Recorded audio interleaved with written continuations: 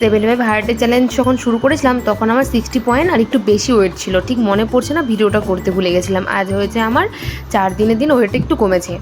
আর ঘুম থেকে উঠে একটু ফ্রেশ হয়ে হাঁটতে গেছিলাম, হেঁটে এসে একটু মেডিটেশন করে নিচ্ছিলাম। যেদিন যেদিন একটু সময় পাই না সেদিন একটু মেডিটেশন করতে পারি, মানে বিশেষ করে যেদিন আমার ইভিনিং ডিউটি থাকে। আর মর্নিং ডিউটি থাকলে তো করতে পারি না, হেঁটে এসে তো কোনো রকমে খেয়েই দৌড়াই ডিউটিতে। তাই আজকে বেশ একটু সময় পেয়েছি, বসে বসে ড্রাই ফ্রুটসগুলো খাচ্ছিলাম, তারপর একটু বুকস পড়ছিলাম।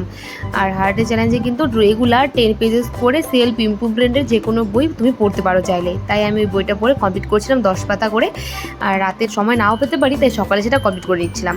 আর ব্রেকফাস্ট করতে সময় পাইনি বলে খাবারটা নিয়ে গেছিলাম ক্লাসে, অ্যাপেল আর ছাতু এই গ্লাসের মধ্যে করে নিয়ে গেছিলাম। এই গ্লাসটা কেনাতে আমার ভীষণ সুবিধে হয়েছে, বিশেষ করে হার্টে চ্যালেঞ্জে। আমি এটা ক্লাসে বা ওয়ার্ডে নিয়ে যেতে পারি সঙ্গে করে, সেখানে খেতে পারি। আর বিকেলবেলা ক্লাস থেকে ফিরে এসে একটু এক্সারসাইজ, রাতের নাইট ড্রিঙ্কস কমপ্লিট করে দিনটি শেষ করলাম। চলো দেখা হচ্ছে আরেকটি ভিডিওতে, টাটা বাই।